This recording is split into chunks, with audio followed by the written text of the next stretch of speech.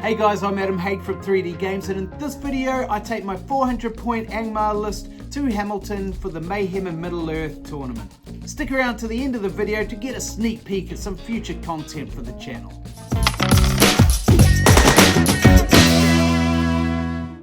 In this tournament we had 6 games using the Chaos and Arda cards produced by DC Hobbit League. Games involve 3 to 4 players duking it out on a 4x4 foot board with objectives randomly generated through the drawing of cards. I took the same army list that I used in the 400 point Bat Rep versus the Rangers of the North, with the Tainted leading a warband of 12 orcs including a banner and 1 dead marsh spectre. I had Barry White with 3 orcs, 2 of which had bows, and my heavy hitting and speedy wild warg chieftain with 3 wargs. The first game had me pitched against Julia's Ents and Etienne's Harad Raiders. One of my first objective cards was None Can Stop Me, which I had to reveal and select a model that was within 6 inches of a board edge. If I could get that model within 6 inches of the opposite board edge, I would gain D3 victory points. I selected my Warg Chief, hoping that his speed and savagery would see him through. Unfortunately, Etienne then brought on a big warband of Mahud Raiders led by a king, directly opposite my wargs. Meanwhile, on the other side of the board, he surprisingly did not charge my main warband, instead racing towards the Ent and, more importantly, Objective 1. No, my orcs are egging him on. They're going, yeah, go kill those Ents. This gave me a chance to unleash some fell-like fun. Spectre's now gonna do his spooky thing. Yep, on this guy. So courage check on him. Yeah, it's -1, which means I get to move him. And I'm gonna be really annoying here, and I'm just gonna chuck him obnoxiously in the way, so that you're gonna have to get around him to charge me. That's the thinking anyway. Julia moved Treebeard up to claim Objective 4, but had to limbo beneath a bridge that was inconveniently in the way. You limbo, you have to actually move it under the... Yeah, you do. I think that is stipulated in the rules, I'm pretty sure. Do the limbo down low. Every place that you go, do the limbo down low. Everybody know, do the limbo. Rata gotta do the limbo, do the limbo. Hey, no cheating. No cheating. I didn't cheat. And Pippin's fine. Hobbits are falling. I managed to get a couple of victory points for causing wounds and was leading the game. First blood. Do you have the card for first blood? There is one. Julia employed the Wormtongue card to steal one of my cards, which happened to score her a victory point for holding Objective 4.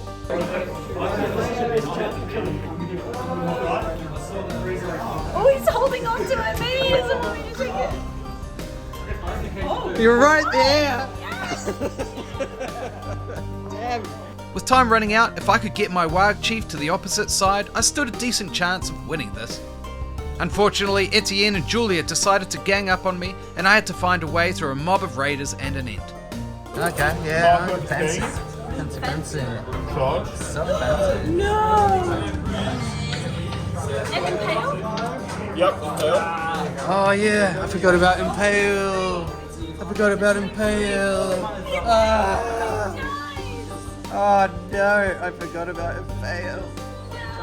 And he can keep moving. Plays, but when I make big plays, bad things happen to me. But that's alright. I'm gonna charge into. This is crazy, right? This is crazy. What am I doing? I won't charge. Alright, and tag him.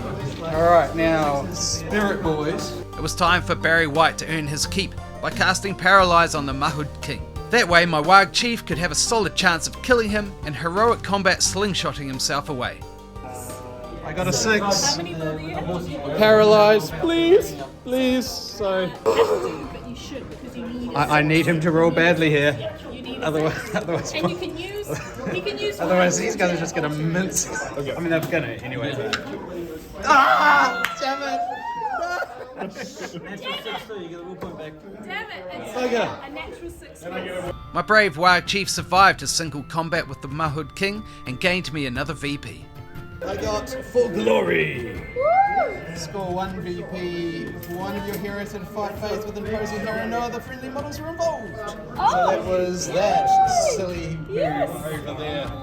Despite his ferocity, my Warg Chief just could not break through and win me the game. In the end, Julia and I were both tied for first with VPs, but because neither of her Ents were removed as casualties, she won the tiebreak, so I ended with second place in game 1. My second game was against Thomas's Samwise and Giant Eagles list, and Michael's Mordor force.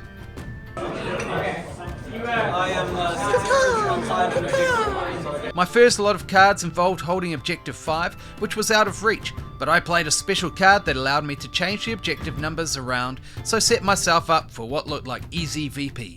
The unintended consequence of this, however, was that Thomas also wanted my objective, and so 3 Giant Eagles bore down on me. Okay, 2 shots, nearly 6s, into your eagle. What's this? What's these 6s right here? Lucky move. Grab that please, thank you. That's so cool. Oh, you're watching yourself? Am I? Oh, yeah. Nope. Guys, I hate to break it to you, but my tactics have come off. Job has never started. Score a victory point if you didn't do a single win this turn.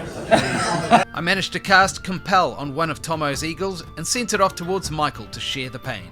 Michael took this opportunity to also cast Compel with his Ringwraith, drawing the poor eagle within charge range.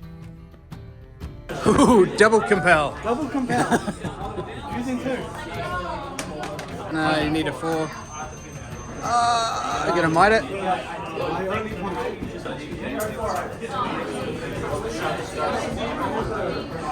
Big play.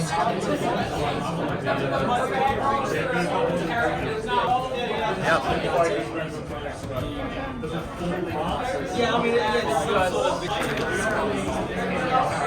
So that's 2. Point him back. He's dead. Hey! Hey, cook chook! Listen, Adam, so the Eagles will be scary. We've got to watch out for Sam. Alright, paralyze. This didn't work out last time, so hopefully. That's a 5. It's a pass at least. I guess my last turn? Yeah.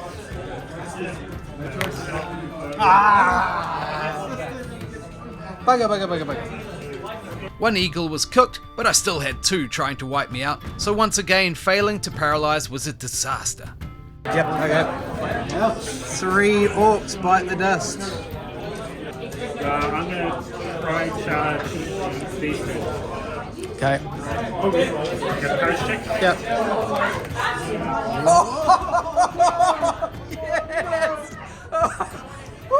After Gwaihir shockingly failed his courage test, his buddy Eagle lost a fight to a lone orc with 2-handed weapon. He added insult to injury by dealing a wound. Oh, far out, what a bloody legend! Poor old Tomo then kept failing his courage tests. I'll do this eagle next. Yep. Oh, he fails! And I'll do one here. Yeah. I got the None Can Stop Me card again, and this time nominated one of my Wargs as the model that needed to cross the board. I made a deal with Thomas that if I let him take the objective I was holding against him, he'd help make sure my Warg made it. I figured that my luck couldn't last against those courage tests. Unfortunately for me, Michael had other ideas. That's fair. No, that's cool. Alright, I'm gonna leave you alone then. Well, luckily I priority, so I got the 2. And we cast Black Dart on that board. Oh! No! Using 2. Goes off on a 5. He did. Your truce is over. I kept drawing cards with objectives that were beyond my ability to achieve, and so came last place in this game. A fun aspect of this system of play are the little alliances and betrayals that pop up, along with the banter involved. In the next game, I would face Caven with his Iron Hills Dwarves and Andrus with Minas Tirith. If I don't shoot you, you're going to shoot me. I wouldn't. I'm the honourable And you're shooting first. Exactly, that's the problem. So I have to make my decision. You've got 5 crossbows on it? Yeah, I'm shooting first. I got it, I got it. Betrayal. I have been betrayed. I am betrayed. I wanted to Should not Trust men. We were men. We were men when the lonely mountain fell, eh?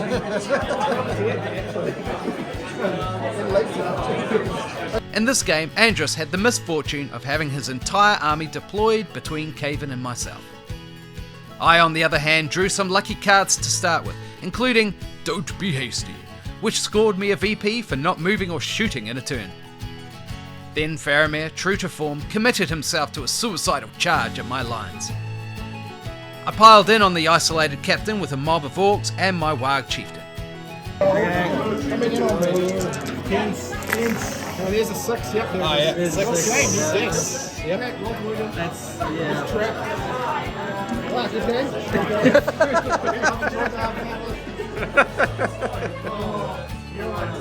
Okay. Alright, let's go cheap. So strength 6. Defense. Maybe 7 heavy armor and 7. still. So 5s. Still good. Already That's 2 wounds. 2. That's the. Yeah, I got a lot. Yeah. One in the Warg. And he's dead Yeah, in the Warg. yep. Just the Warg a lot. Oh no, he's got 2 fights in fact. Yeah, true. So. One more wound. Oh, so that's strength 4. So let's go with them first. First attacks. Nope. Second trap attacks. Yeah, Oh, yeah, there it is. Faramir. Good boy! Good boy! Good boy! I don't want to say calm already. My Dead Marsh Spectre was amazing in this game, using his A Fell Light is in Them special rule to pull warriors away from their shield wall so that I could surround them with orcs. I managed to score a whopping 11 VP in this game and came away with a comfortable first place. The next day started with a game against Peter's beautifully painted Defence of Helm's Deep list, Marina's Monsters and Andrus Ministereth. Barry White went down in the first turn to some savage elf archery. Berries and a wee bit of trouble. Everything comes Some dead orc. And then Legolas is going to fire 3 shots into Jerry. With only 1 hit. He's dead! The berry's down! First turn! What is this? What's it going this way? Because we're friends. We're both evil. Hey, Marina. Yeah. Friendly evils. Thankfully, Marina sent all her scary monsters over to attack Andrus and left me alone. Once again, I got the None Can Stop Me card and again nominated my Warg Chief to get to the other side. To really make sure he made it this time, I decided to escort him across with my entire force. Oh, no, there's some in the ways, maybe. Okay, against the spear, yep. So hits the guy in front. Nothing. My tactic worked, and I finally managed to complete the None Can Stop Me objective, scoring D3 victory points. Unfortunately, I rolled a 1 and came dead last. In my 5th game of the tournament, I faced Peter and Caven again, and Dylan with Lurtz's scouts. Dylan started the game with some big plays. First, he changed the objectives around, clearly placing the one he wanted on a hill where he had deployed Malhair's warband. Then he also played You Shall Not Pass, with which you declare an objective point, and if no opponent gets within 6 inches of that objective for 3 consecutive turns, he would gain D3 plus 1 VP. He then marched Lurtz's warband across the board to consolidate. I played We May Meet Again, which forced us all to nominate one of our models to remove, then redeploy them using the Maelstrom of Battle. My nominated Orc Archer rolled a 6, so I moved him within 6 inches of Dylan's objective, foiling his plan. Running away from slope on a rope. I don't really care about soap on the road. Running scared. You can do it. Take his ponytail a little. Yes. Alright, all he needs is a 5. Not Dylan. Peter's Galadrim showed why they're the superior archers, devastating Dylan's Uruks with deadly accuracy. And he's going to shoot. That's pretty good. That's pretty good shooting. Yeah, that's all we kind of. There you go, another one. Another guy from this guy's Oh yeah.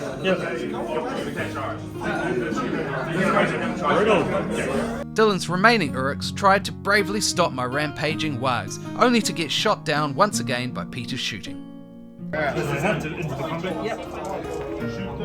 Yeah, one each. Okay, one each, yeah. One where you need 5s against the wolf. So the wag for the wag. This is the wag.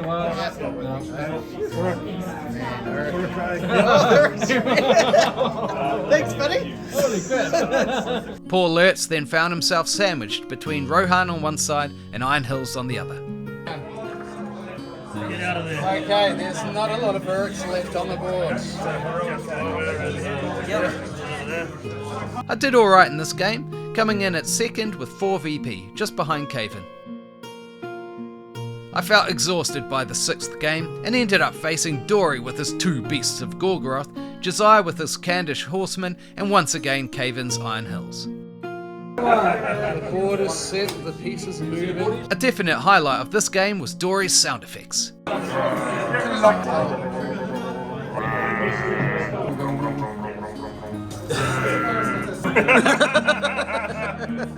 just want to shoot a whole bunch of bows at you to make sure I get it at least. Oh, come on, I thought we were friends. Dory played the card Bringer of Death and declared that he would kill 1 model this turn. If he could kill that exact amount, then he'd gain D3 victory points.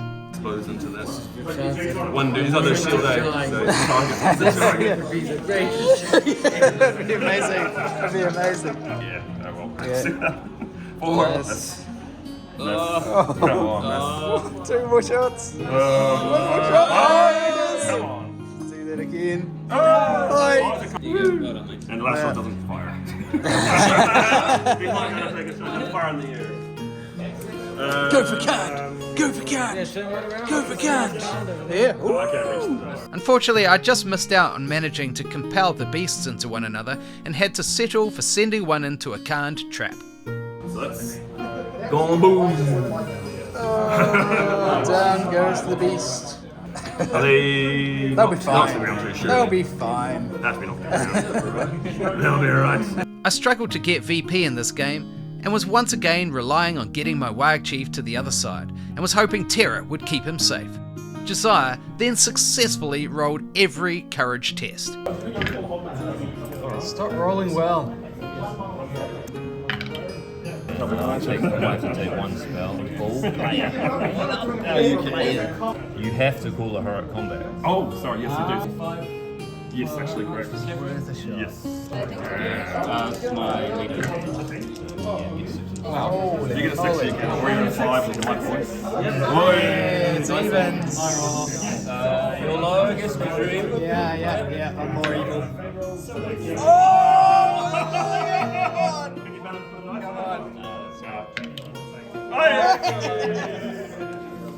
Oh, you beauty. My mighty Wag managed to survive this turn and put a wound into the Khandish king. Wow, you. Shot, Chiefy. Good boy. Good boy. Then Caven played the 4th Age, which meant that all special rules would be ignored. Oh, it's coming turn. Spells, no spells. Yes, No special rules. So no terror. My Wag would not survive a second trap, and Dory ended up winning this game, with me in last place. This was a fun tournament, and the Chaos and Arda system for playing the game was exciting and chaotic. I can imagine it would be hilarious playing this as a drinking game with your mates. And the one with 50 VPs with Josiah and it, so go nice. In second place was Ashton with 46 VPs and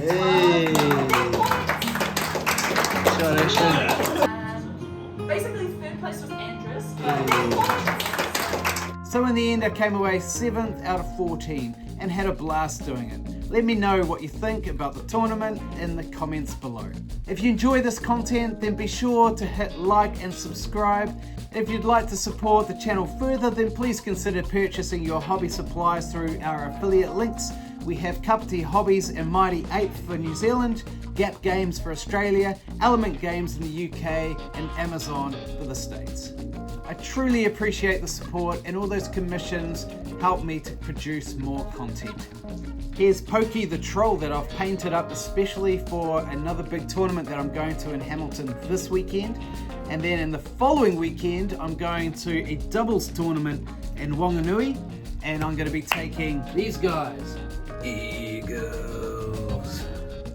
I've also been working my way through making some nice Hobbit-themed objective tokens, which I'll be able to use in the Quest for the Ring Bearer campaign, specifically in the scenario Farmer Maggot's crop. So that is happening. Thanks so much for watching, and good hobbying, guys.